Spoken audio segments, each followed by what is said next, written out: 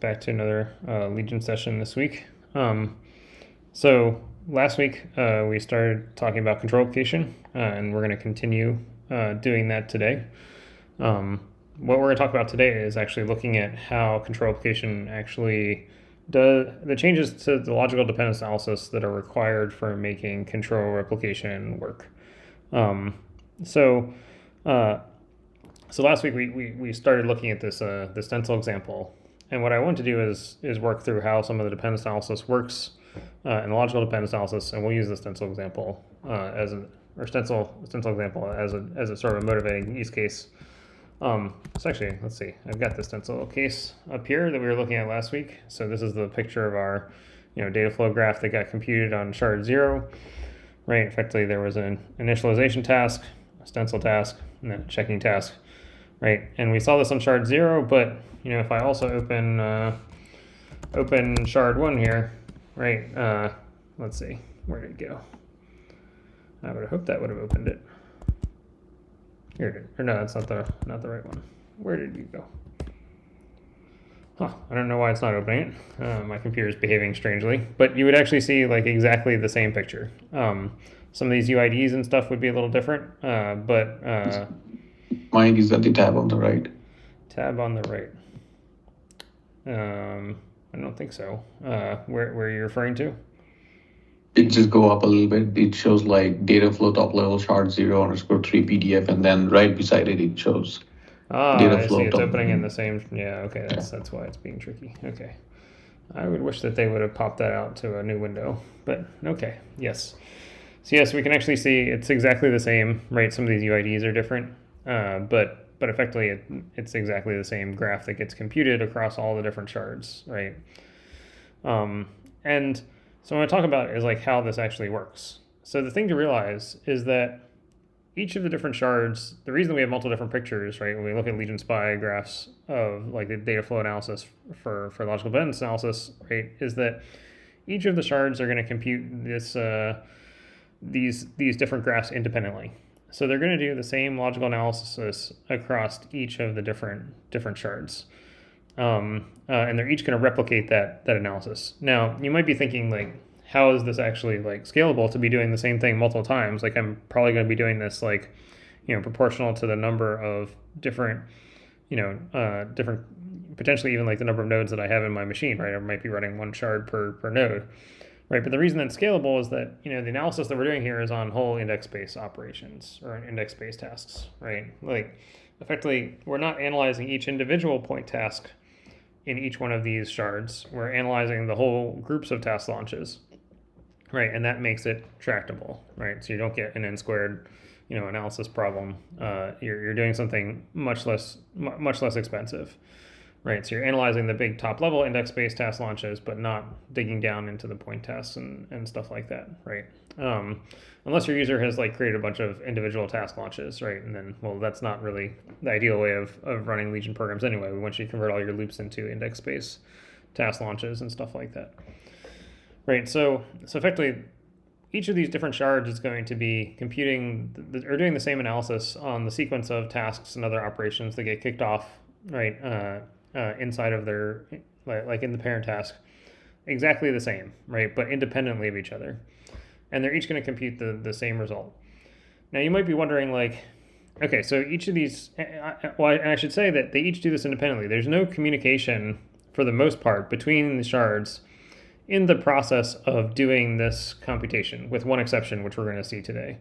So in general, each of the shards can do their analysis completely independently, and they don't need to synchronize with each other, right? And then when these operations are running through the rest of the operation pipeline, right, like they don't have to synchronize across the shards. Each of the shards are allowed to go and map their set of tasks and stuff, and then move on to the next operation and map their set of tasks.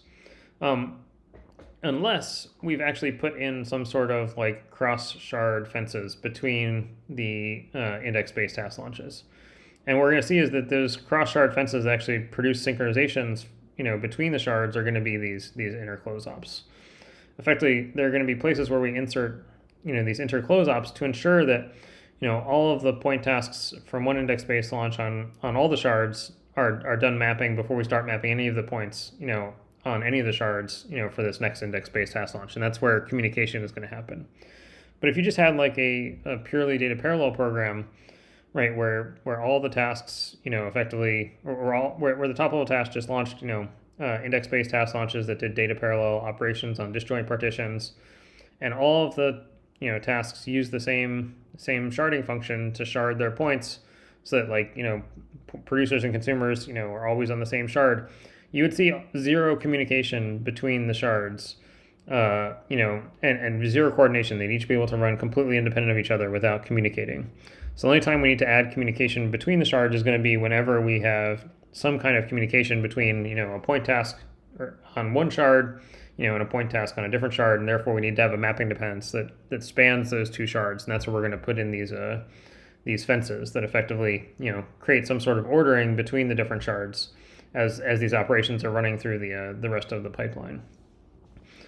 What do you need this synchronization in this case? In this particular case, right, like effectively this init field, right, is writing on, like if we actually look, I've got the region tree here. Here we go. Let me actually slide this down just a little bit. Let's see if we can get these both on the same screen, right? So like, right, this init field task right here is writing to the disjoint partition, right, over here. It's writing to partition 1.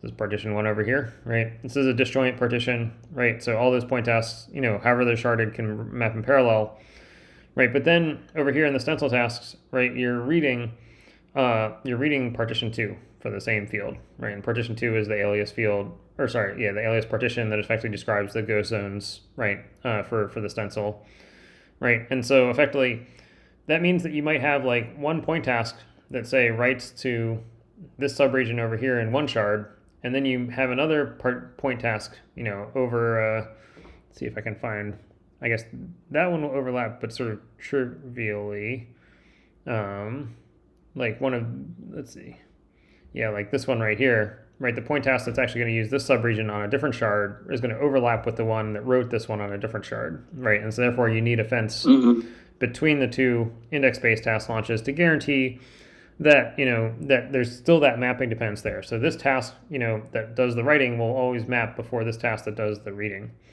right? Just so you have the names of the instances and everything for the second task. Exactly, because because like the physical analysis stage of the pipeline, it just assumes that mapping dependencies are still abided by, right? Like that those tasks will be able to go talk to their equivalent sets and update them and do things in the right order.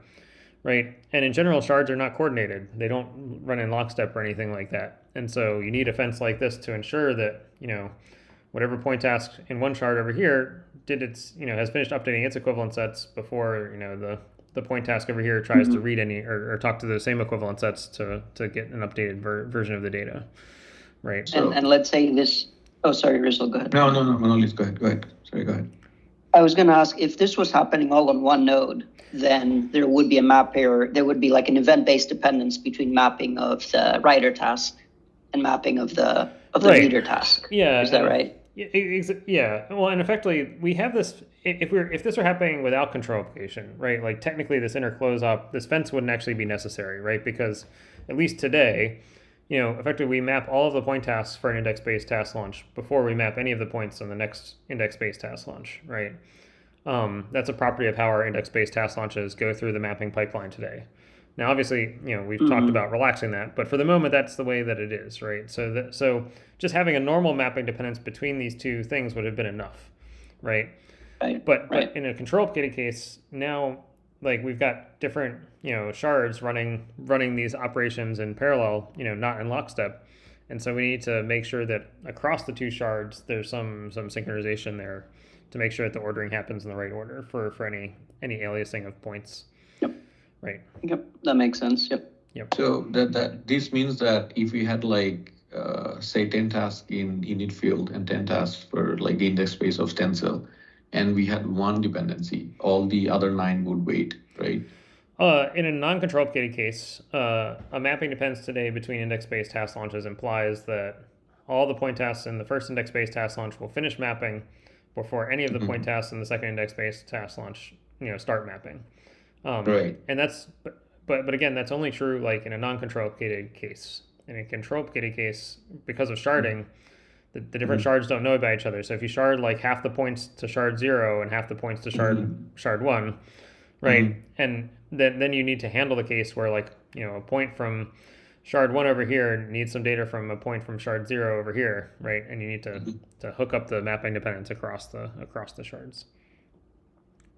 You're emulating the in order mapping that happens in single node execution with these barriers, right? Yeah. Although to be clear, this isn't purely in order, right? Like, so the interesting thing about this, and this example doesn't actually show this, but if you actually can prove task parallelism, either on fields or on different regions or different privileges and stuff like that, different shards can still reorder their mapping of different tasks in different orders, right? In fact, we often, find that like in applications like S3D and stuff, where there's lots of index-based tasks that are actually independent. And so we can still reorder the mapping of index-based task launches around cases where we've got these fences. And that helps hide the latency of these fences. These fences are effectively log n in the size of or in the number of shards that need to be, that are being performed, or that are in the control-located parent task, right? And so like we actually use the task parallelism we do find, right, based on fields and privileges and regions and other stuff, to actually hide the latency of these fences. So it's not like we need to execute. I mean, this example is very simple, which is why everything looks like it happens in order. But if you actually do have like true task parallelism, we can actually still exploit that to hide the latency of these things. Does that make sense? Yep, or makes sense. Yep. Yeah. So this dependence only covers these fields. Exactly. This task. And that's why I call it a fence and not a barrier, because like it doesn't preclude independent, like if you did some other index-based task launch after here on some independent region or field, right? It could still be hoisted up in the mapping stage of the pipeline and run out of order, through the mapping stage of the pipeline to help hide the latency of this, this fence here. The fences only apply exactly to the fields and regions, that they actually, are needed for. They're not like a global barrier across all the shards that prevents mapping dependence from proceeding for all tasks that are downstream, right? Yep. And another naive question. Yeah. Does like region creation, fields allocation, and all those things, those are also a synchronization point, right? Yes, but they're actually synchronization points like in the application tasks themselves. So we kind of looked at this a little bit last week, like creating like the name of a new logical region, right? There is a barrier there to prevent like effectively we've already pre-generated names ahead of time for like let's say you're making a new logical region, right? We kind of looked at the code last week that actually generates names in advance for new logical regions, anticipating that you're going to need them, and tries to hide the latency of like making sure all the shards return the same name. But we do kind of wait on demand to actually like instantiate the region nodes and stuff, and there is a barrier there to prevent the application task from running ahead until the work to create the logical region has been enough of the work has been done on each of the shards to ensure that the right thing will happen. That blocks the application task from running ahead a little bit for creation, like when you're creating lots of fields or regions or stuff like that. I think that from what I've found, that hasn't been too much of a blocker. Everything is still very asynchronous for running tasks and stuff like that. It's mostly just like creation that requires making sure that as soon as you hand back a handle like for a resource back to the application can often do all sorts of stuff with that handle, right? Like launch tasks or pass it to subtasks and other stuff. So you got to get your ducks in a row and like make sure that that all the data structures you would expect to see are created across all the shards for that new logical region or whatever. Yep. But that doesn't apply to like the process of executing tasks and stuff like that. Like this stuff is all very asynchronous and uncoordinated between the shards, except for where we insert these fences. Did I answer your question well enough? Yep. Okay. So, Mike, the purple color boxes, do they represent shards or do they represent? They represent index-based task launches. So the coloring here, Right. So the dependency tracking is happening at the granularity of the index-based tasks, right? Yes, for the logical dependence analysis, that's correct. Got it. Right, like So the law, physical. like if you put in this interclose up in between these two purple index space, right? Yes. The physical would also make sure that that dependency is being met before we execute stencil. Right. Well, these dependencies only exist in the logical dependence analysis stage of the pipeline. So these imply mapping dependencies, which means that point tasks, from this index-based task launch have to have finished the mapping stage of the pipeline before any point tasks down here can start the mapping stage of the pipeline. But it doesn't imply, like, for the actual event graph that gets generated, whether there's dependencies or not. Right. Depending on the mapping, right? Exactly. The mapping will be in order, and then the execution depends on Right. how. So would this be a correct statement that we are kind of maybe losing a little bit of parallelism for this? So the logical dependence analysis is sound but not precise, and it's by design. So effectively, but the physical dependence analysis is precise. So what that means is that we may add some additional mapping dependencies here in the logical analysis stage of the pipeline that only imply mapping dependencies, right? That effectively serialize the execution of several tasks going through the mapping stage of the pipeline, right? To make sure that they go through in the right order.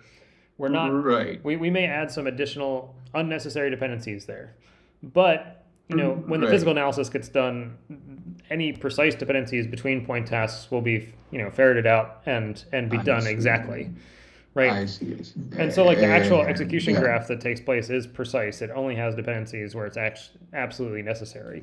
Right. So the parallelism we are losing we might not be losing when we're actually executing, because we might resolve them after we've mapped. Yeah, we're losing mapping parallelism, effectively parallelism of, like, the physical analysis stage of the pipeline, right? But not the actual execution of the application code itself. Right. It makes sense. Yep. So, and really, that's not always that big of a deal, because usually we've only got a few utility processors anyway. Mostly we just want to find enough parallelism to, like, hide things like the latency of these, like, inter-shard fences and stuff like that. Right. Like, we don't need to hide all the communication latency and stuff. So, yeah. So the logical analysis is sound but not precise, and the physical analysis is both sound and precise. But that does mean that you might see, like, over approximations of mapping dependencies in the logical analysis where that'll then get figured out exactly in the physical analysis. Right. Maybe not. I'm not intending to dive too much into the implementation, but what would happen if we did not have, like, an inter-close up in between this init field and stencil, and it would just be an error? I can actually tell you what the failure mode is. So what would happen? Right, in fact, this was actually a source of bugs for the Qnumeric folks, because there actually was a bug in some of this analysis, in the control application branch that's now fixed in the shard refined branch. But what can happen is, like, effectively, what you might see is that like, one shard will actually run its set of index space, or its set of point tasks for this index space task launch. It'll map those, right? And then it'll say, okay, we finished all the point tasks for this index-based task launch for our shard. Move on to this one, right? And then these point tasks over here will start mapping, right? But they might start mapping before the other shard has finished mapping all of its point tasks for this index-based task launch. And what you might see is you might get an error then that says, like, effectively one of these point tasks is going to try to read, this field of one of these, like, the alias subregions up here. And it's going to read data that hasn't been initialized yet. And the equivalent set will say, hey, you're reading something that hasn't been written to yet. And it's because one of these point tasks is mapping out of order with respect to one of the ones that's supposed to write it first. And so then you get an error saying you're reading uninitialized data, right? When really you're not, right? You actually did. So you're reading uninitialized data. Yeah, that might happen. Okay. Right. Yes. And so the equivalent set will say, hey, I'm seeing a reader before I saw any writers for this set of points, right? And therefore you'll get an error saying, effectively, that's sort of the error mode. Now, the user didn't actually make a mistake, right? Like, what really happened was that we missed a dependence in the runtime that, should have ensured that all of the writer tasks had mapped, to each of their, and told all their equivalent sets about, what they wrote. And then the readers come along and read them only after that, right? So Legion is sort of like a pool sort of a mechanism, right? Like the task that wants to get the data just gets it from the remote node? Is that the Well, it's a little way more we complicated can? than that. We're actually talking to these equivalent set data structures, which Right. probably warrant their own lecture, which I haven't done yet. Mhm. But effectively, I mean, we've kind of looked at them in a prior physical analysis, Yeah, okay. Let lecture. me go through that then. Yeah, but effectively, the equivalent sets track the names of the valid instances for that logical region around the machine, and you better have had at least one, valid copy of the data before you see a reader, right? Or you'll get an error saying, you're reading uninitialized data that hasn't been written to before. So, Right. and there are definitely Q-numeric folks on this call that will say that they've seen an error like this in some of their tests. So, yep, that failure mode happened in a much more complicated case than this one, but it is something that had to get fixed in the shard refine branch. Right. Okay. So what I want to do today is actually look at some of the changes to the logical analysis code that actually helps us figure out where we need these fences between different shards. So before I do that, any more questions? Okay. All right, let's go take a look at some code here. All right. So let's go look at register logical user. So I'm in the shard define branch here because this is where actually all the correct code is, although there's still a bunch of if zero code that needs to be deleted here, but will be before the branch merges, but we'll skip around that for here. But so if you remember from earlier talks on logical dependence analysis, this method here, this perform dependence analysis method, is effectively the method that gets called for every region requirement for every operation that needs to perform, its logical dependence analysis. So they all call into the region tree and say, here's my operation and my index of my region requirement, and here's my region requirement, and here's my projection info structure, right? And I want you to go and compute all the mapping dependencies that I might have on some prior tasks or operations that came before me in the pipeline based on my things that I'm asking for here. So the first thing that you're going to notice, we've walked through this code before, but we skipped over a few things. And so what I'm going to do is just highlight the differences here that happen for a control application and not go through all this code in a whole lot of detail. But the first thing you're going to notice here is this, the first thing that's special for control application is this part right here. And what we want to compute is this projection summary thing for our control application thing, or for our user that we're actually going to create, the shard projection summary object here. So what we need to do, right, to be able to detect cases where we actually have like cross shard dependencies is we need some representation of the actual point tasks that our shard is actually using, so we can actually diff those against other shards when necessary. And this doesn't apply if you're not doing control application, right? Because at least in control application today, right, like without control application today, then there's this property that, if all the point tasks from this index base, we don't consider this index base task as having been mapped to all of its points are mapped, and then we can go on to this one. Now in the future, we might actually end up doing this for all index-based task launches, not just the control-located ones. But for the moment, they're just the control-located ones because they're the ones that this actually matters for, right? And so we actually have this test, like, does your projection info, right, this projection info thing that gets passed in here, have both a sharding function and a projection function? And if it does, then we need to go compute a representation of effectively a summary of all the point tasks, that are going to be used inside of this local shard for the points that are local to this particular shard. And just, so you know where this projection, just to refresh your memory what this projection info thing is, let's see, where's region analysis? It's region tree, here we go. Right, this is something that gets passed in from the caller, right? But effectively, it's a summary of what your region requirement is asking for, right? Like, here's your projection function, whether you're projecting from a region or a partition, the index space that you're projecting your index space task or copy or whatever is over.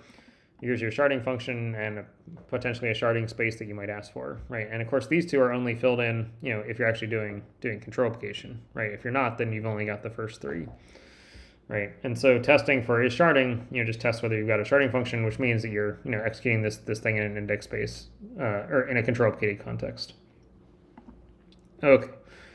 So effectively what we want to do is go build a projection summary. And what you can see is that effectively for each node in the region tree, we're going to jump to the particular node where we're going to be, eventually going to at the bottom of our path. And we're going to go and compute a projection summary on that. So I can actually go look at that method. It's a very simple method. Effectively, so what it's going to do, it's going to grab the logical state object, for this particular context that we're in. And then we're going to call find or create, excuse me, sorry about that. Going to call find or create projection summary, on the set of projection info object that we're calling. And the reason for this is that making these projection summary things they're not terribly expensive, but they are a little bit expensive. And so what we do is we actually, effectively memoize the computations for these because, effectively if we're going to see the same projections over and over again, the same projection functions, the same sharding functions, we want to be able to test them against each other very efficiently. So we want to reuse the same, representation of them. So we're going to, effectively deduplicate those and keep a little cache of ones that we've seen recently. And if necessary, we'll compute new ones, but effectively we're going to go make sort of some sort of summary of, the point tasks that are existing on this local shard. So we can look at find or create projection summary. That's going to be in Legion analysis. That's context. Okay, so this is the find or create projection summary. There's a cache in here. Let's actually look at the logical state. I'll actually show you where this. I'll show you these data structures here, and then we'll look at how it's used. So this is logical state, right? This you will remember from prior lectures. This is effectively the thing that's tracking like the state of users and stuff on this node in the region tree. For logical analysis, it's got things like the current, previous epoch users and stuff. We've looked at these things before. What we haven't looked at are these things. Effectively, there's sort of two things. I say two things here. Let's see. This one is all if zeroed out. Effectively, yeah, we've got this projection summary cache here, right? And then we've got this set of interfering shards. So there's two things here. We're going to look at this one first, the projection summary cache. Effectively, this is just a list of recent projection summaries that we've seen, using the same index spaces, the same projection functions, the same sharding functions. And you can see there's actually like a special magic value here that we've set this to be 32. So effectively what that means is that on each node of the region tree, whether it's a region or a partition, we're kind of expecting to see probably less than or equal to 32 different kinds of projections on that node in the region tree, in any given application. Now it's possible that your application makes more than that, but so far no one has really exceeded this from any of the applications that I've seen. And so what we're going to do is we're going to maintain a little cache of ones that we've seen before, and we can iterate through this cache and see if we find a summary that's already been made, and if not, then we'll go and make our summary. So let's actually take a look at that. So, okay, so in order to make the summary, the first thing that we do is actually check to see if your projection function is functional, right? And that's something that the user specifies, right? Like we still support the old sort of way of doing projection functions in Legion that wasn't entirely functional, where you could actually have your projection function stare into your arguments of your task and stuff like that in ways that were not entirely safe, right? It might be different from one call to the next, even though the projection function is the same ID or the same projection function every time. It might compute a different set of subregions based on some arguments that you've serialized in your task arguments and stuff. And so we kind of require that the user tell us when their projection function is nice and safe and functional, or use the new interface, which is by definition functional, right? And so effectively, we need to check this before we go looking in the cache, because it's not actually safe to find something in the cache if your projection function is not functional and not guaranteed to return the same results across invocations with the same arguments. So effectively, that's a little test right there, right? And what we do is we're going to iterate over the cache. There's a matches function here that actually checks to see if your projection info matches this summary, right? And if it does, then we can immediately mark that we're going to reuse this projection summary. We can move it back to we use little least recently used eviction policy. So if we touch something, we move it to the front of the list, right? And we can return the result, right? If we make it here, we've effectively made it to the last entry in the list, so we're going to invalidate the last entry because we're going to make a new one, right? And then we can remove the invalidated last thing from the list. We'll go look at this matches function in just a minute. I actually do want to come down here to how we actually construct this projection summary, and then we can go look at the matches method. It'll make a lot more sense. Okay, but if we get down here, then we actually have to make this projection function summary, right? And so let's actually go take a look at this this construct projection summary object, right? And also, just to finish the method here before we go somewhere else, right? If we do have a functional projection function, then we can add ourselves into the list, right? Right at the front, right? Because effectively we've made a new summary that's been touched. Okay.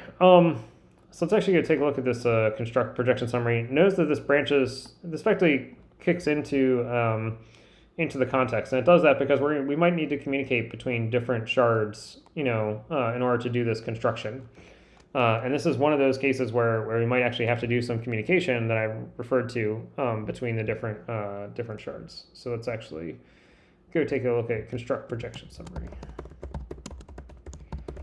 So that's the normal. This is the normal inner context version. We'll go look at the control replicated context version in just a minute. But in the very simple case, what this does, and I think we might not go completely into this implementation today, just since we're a little short on time, but effectively this is going to build a tree data structure.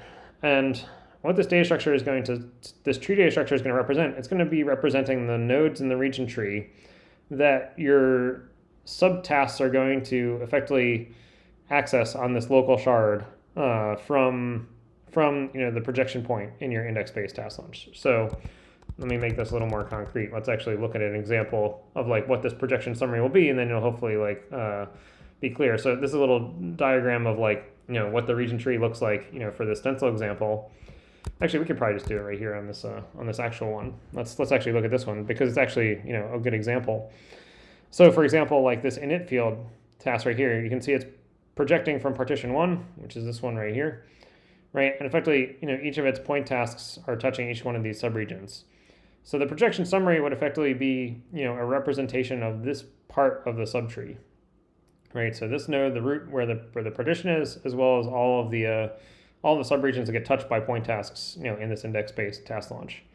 Now, if we, in a control replicated context, the difference here is that, the projection summary would only be the point tasks that shard to your local shard, right? So on shard 0, you're probably going to have this subregion here and this subregion here, because effectively points 0 and 2 will get sharded to shard 0, and then here, and the default sharding functor will shard points 1 and point 3 to shard 1. Right, and so then the projection summary would just be these 3 nodes for shard 1, and this node and this node and this node for shard 0.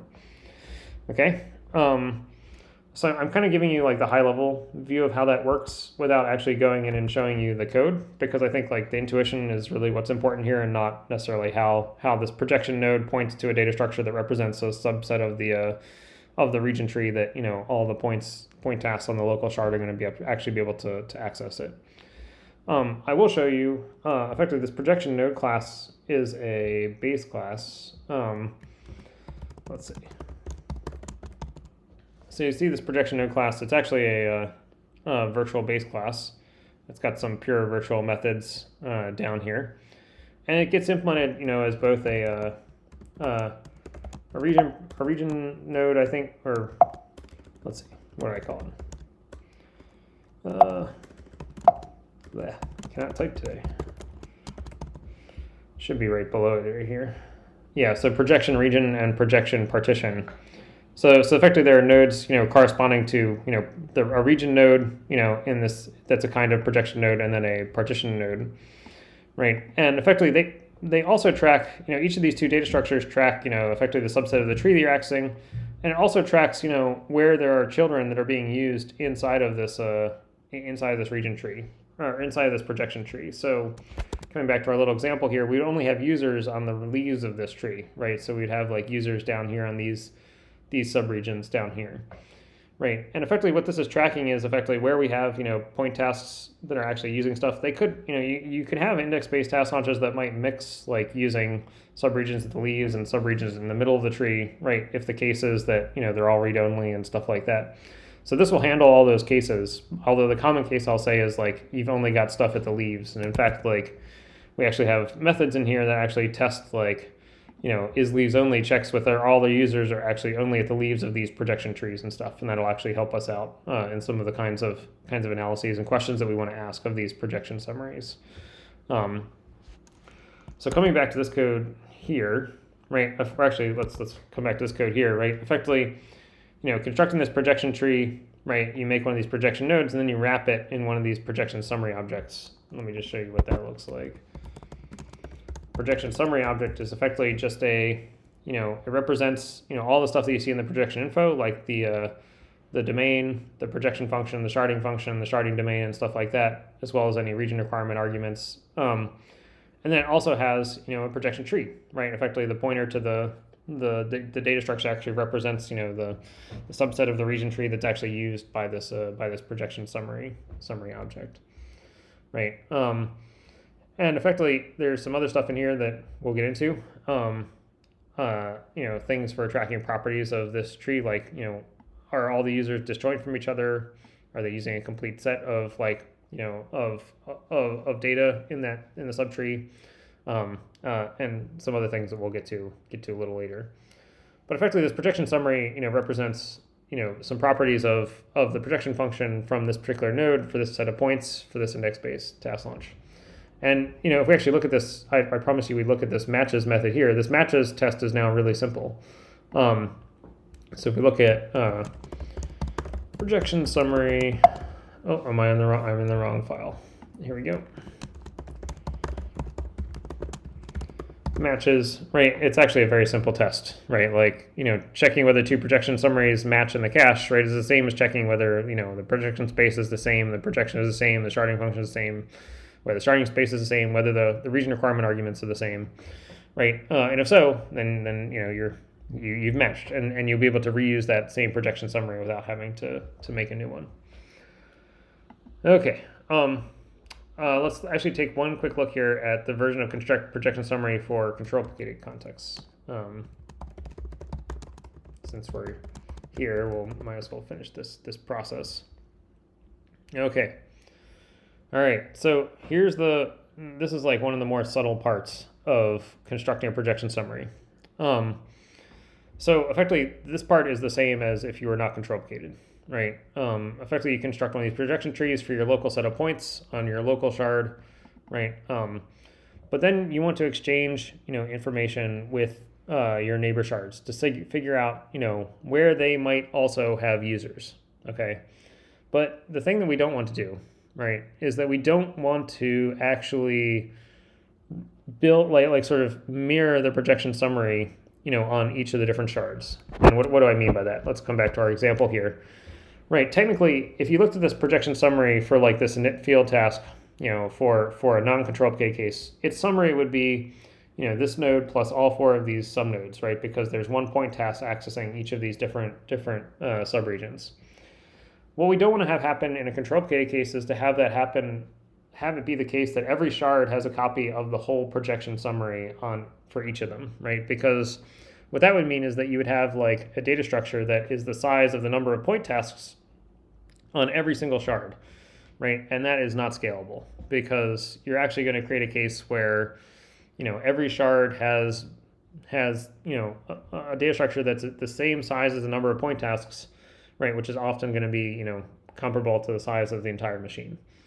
So you don't want to do that. You want to have each shard represent its points locally, right, that it's going to be responsible for, and then have some understanding of what other shards are doing, but not necessarily represent all of the point tasks that every other shard is responsible for. And so this is where the projection summary gets a little bit tricky. And let me just show you. Let's actually take a look at how we actually do this in sort of an efficient way. So actually go look at these projection nodes in this tree. Let's see. So this is sort of a little bit of the magic of how this works. We have this special interval tree data structure. And what this is going to track is it's going to track, at a particular node in this index space tree, it's going to track which other shards are using, other subregion or other subnodes in this region tree. Right, so in our example here where we've got init field and say we've got 2 shards, right, we want to record the fact that, on shard 0, we'll have the names of our subregions, obviously. We'll know that they're included in the projection summary. But we also want to know that shard 1 is actually using these 2 subregions, right? But we don't actually know the names of the point tasks and stuff like that. We don't actually want to materialize those index space, these nodes in our projection summary. We just want to know at this node that shard 1 is actually using 2 other subregions down here from this partition, right? And so what this interval tree data structure actually tracks is effectively, it's tracking the shard children. So it's tracking the names of children that are used by other shards. And we don't even care which other shard are using them. We just need to know that some shard is actually using them, right?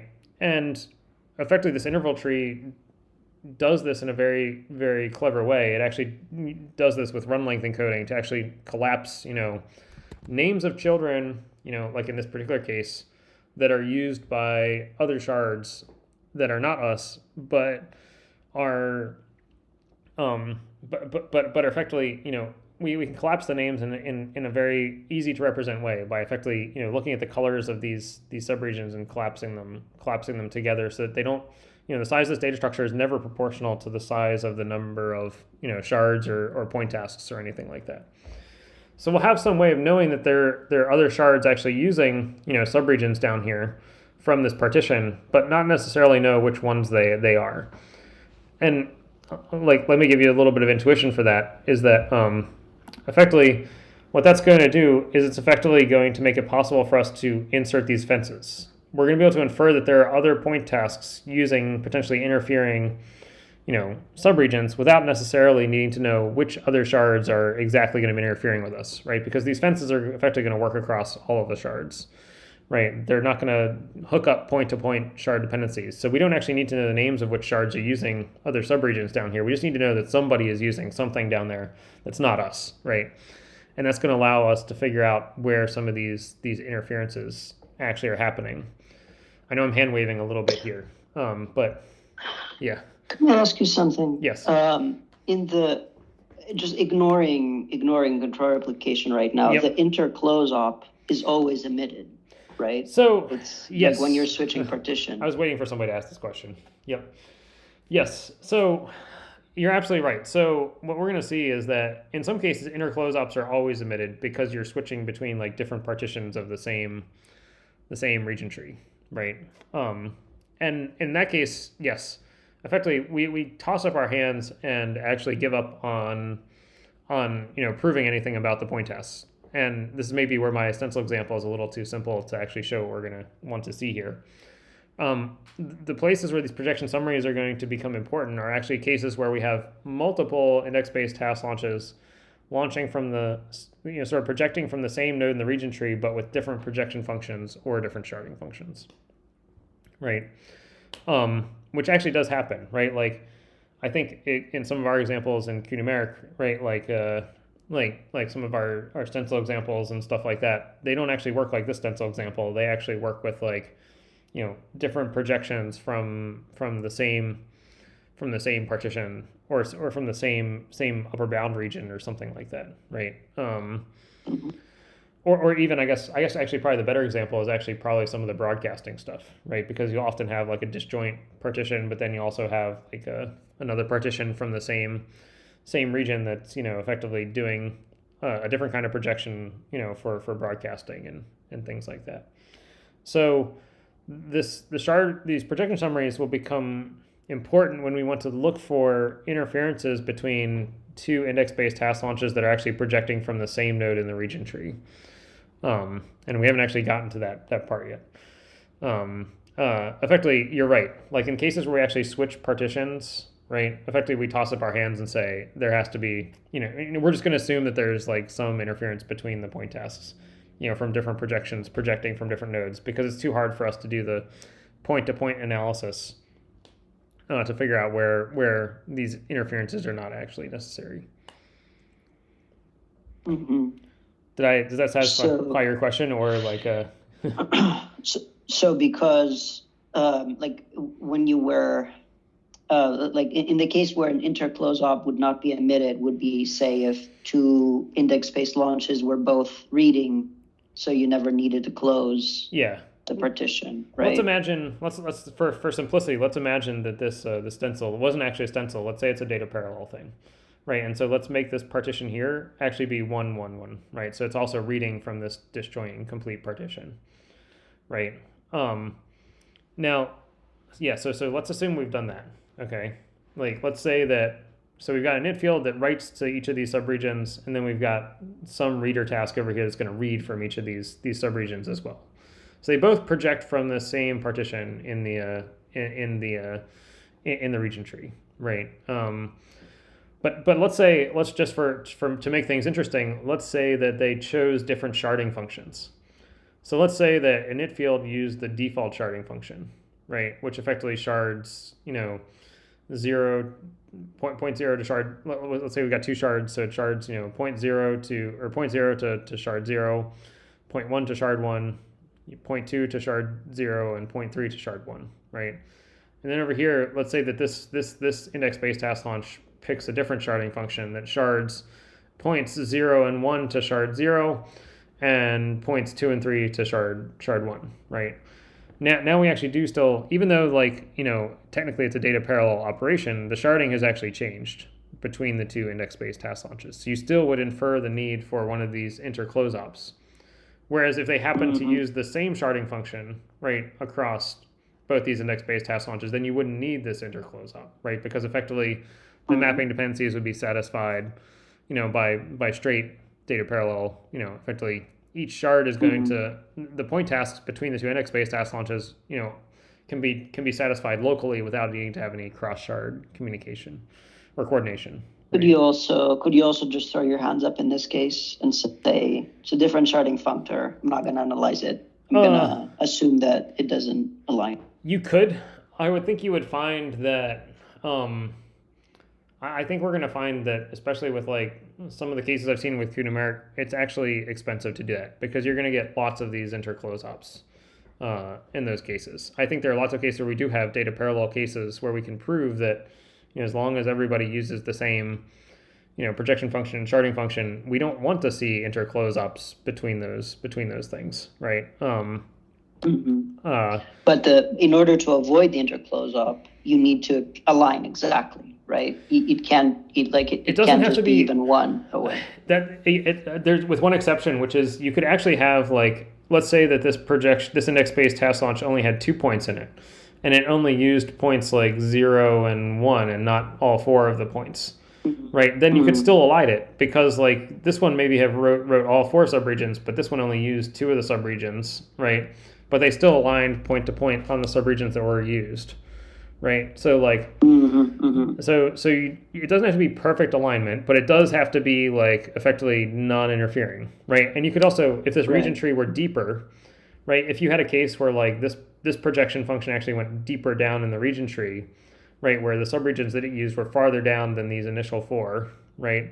You could still have a case where it's non-interfering, or it still doesn't require this close-up because maybe each of the subregions that this task was asking for, right, are farther down in the region tree, but effectively the thing that writes to it is above it in the region tree as an ancestor, and therefore you can prove that it's safe to not all your dependencies will be local, to your shard and not shared across the shards. Yeah.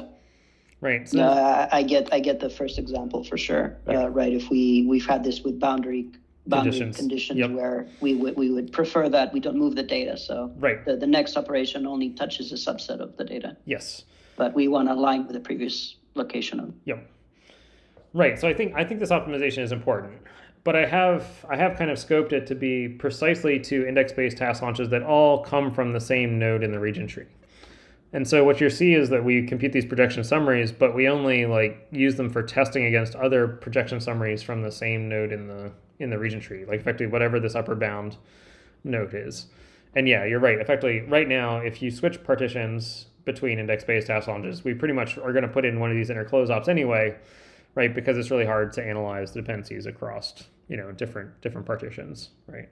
Mm-hmm. So, yep, you've caught me out a little early in that we haven't actually gotten to that part yet. But yeah, effectively, what we're doing is we're building these projection summaries so that we can then test, the projection summary for this, index-based task launch against the projection summary for this index-based task launch and say, are there, dependencies across the shards, or can I prove that it's safe to elide this, this fence, because I can say that, there's the two projection summaries will only have dependencies locally between point tasks on the same shard. Mm-hmm. Okay. Makes sense. Yep. I don't think I did get a particularly good idea of providing that motivation, but your question certainly helped clarify it. And I give you some real examples of cases where we probably do want to make sure that this optimization does occur. Okay. Let's see here. Let's come back to some code. So I think maybe the best thing to do is we'll actually start looking at the test once we get there. I sort of hinted at like how the projection summary, actually stores some data about, what other shards are doing with their particular point tasks. But let me actually pop back up a level and see if I can, in the last few minutes, sort of close the loop a little bit on one of the things that I was saying. So let's see. Where were we? We were looking at register logical user in here, I think. Let's see. Yeah, so actually, which method do I want? I want the one at the top of regiontree.cc. Let's see. Where we were before. Here we go. Nope, that's not the one that I want. Here we go. I think this is the one that I want. Yes. Right. So effectively, we were looking here at effectively perform dependence analysis, right? And I pointed out that the first thing we do is we have to get this projection summary, and we were looking at how that gets computed. But let me close the loop with what I was just telling everyone, answering Manol's question, right? Is effectively like the place where this projection info or projection summary that we make, for our logical user, this shard projection, projection summary actually gets added to our logical user that we create. Let's see, where does that happen? If I search for, it's right here in this function somewhere. Right. So effectively, we add that to our logical user, right? So effectively, we tack on this projection summary into our logical user object that we're going to use to register in the region tree, right? This is all standard logical dependence analysis, which I'll refer you to prior talks on. But effectively, in the case of control application, we've got this extra shard projection, right? In the case where we don't have any sharding function because we're not control applicated, then this is null and don't need to worry about it. But let's actually see where this gets used. And the place where this actually gets used, we've looked at this method before too. This is the method perform dependence checks, which effectively tests for dependencies against things in the previous or current epoch users on a particular node in the region tree. And all of this we've worked through before, but there's a special case here. Effectively, once we've concluded that there could potentially be a dependence on on the fields and the privileges, none of our normal modes of proving non-interference have worked, right? Fields are overlapping, regions are overlapping. Privileges are overlapping in some way, right?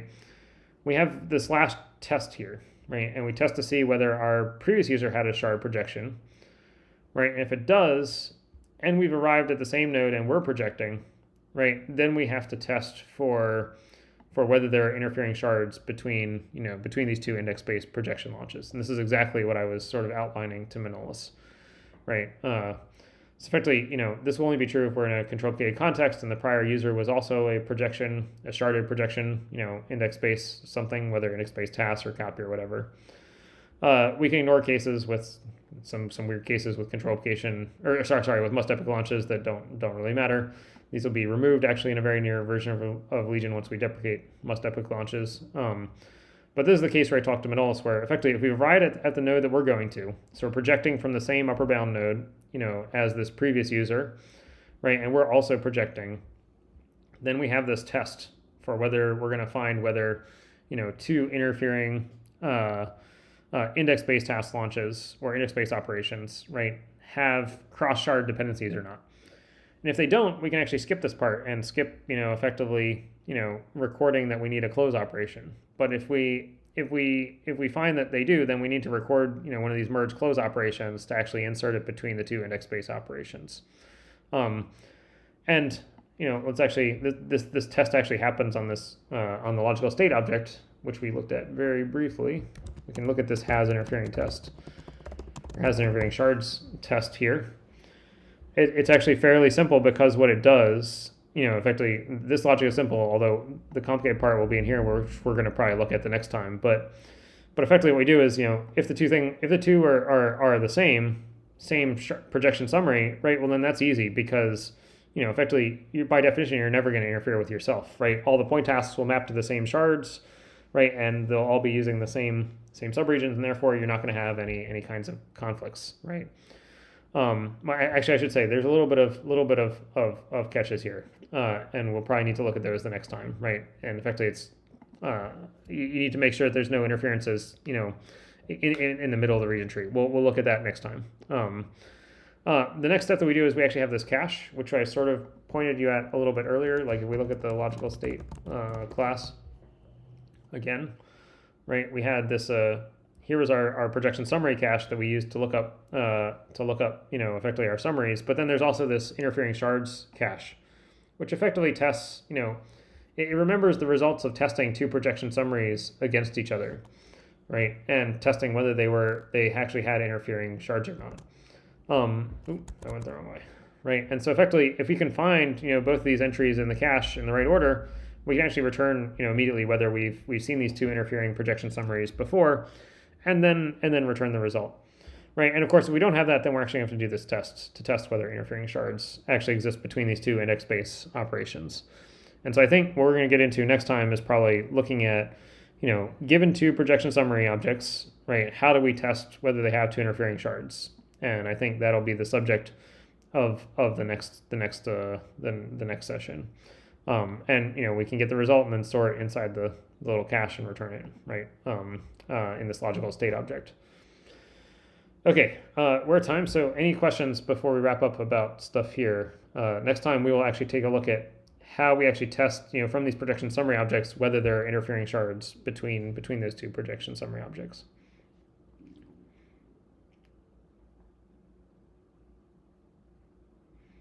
Going once, going twice. All right, no questions. So yeah, I'm sure there'll be some more next time. All right, thanks everyone. I'll talk to you next week.